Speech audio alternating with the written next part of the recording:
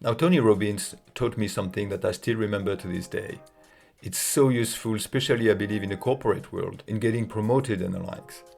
When we're at work, we tend to be a little bit selfish. We think about our salary, we think about all the hard work that we do, and we complain because we don't get anything in return, we are not being valued, and the likes.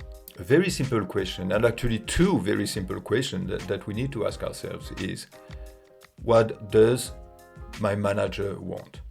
Or what does the decision maker in my company want? And how can I give it to him or her elegantly? And then you'll be in a much better position to ask for what you want. Your manager might be wanting something that you are not providing him or her. You might be working hard, doing something that your manager doesn't like or that is not important for him or her. Let me give you an example. I was working as a project manager before.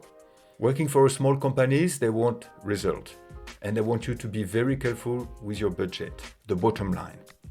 Working for a government agency, not all of them, one in particular, for me, they didn't really care about the bottom line. They didn't really care about you being on time or being late on your project.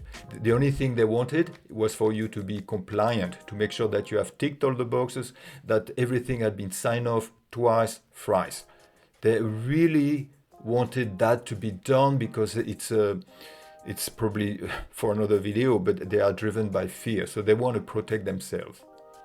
So in other words, in this scenario, if you are not getting all the compliance done and you are on time and on budget, they will not care because they will be in trouble because you didn't sign anything off. So try to understand what your manager wants and give it to them.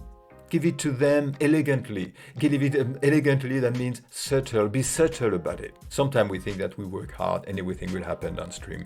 It is not true. You have to look at the context. You have to look at what are people expecting of you. Sometimes they cannot express it. So you have to really understand, look for it. And if you do this, I can promise you that things will change in your work life.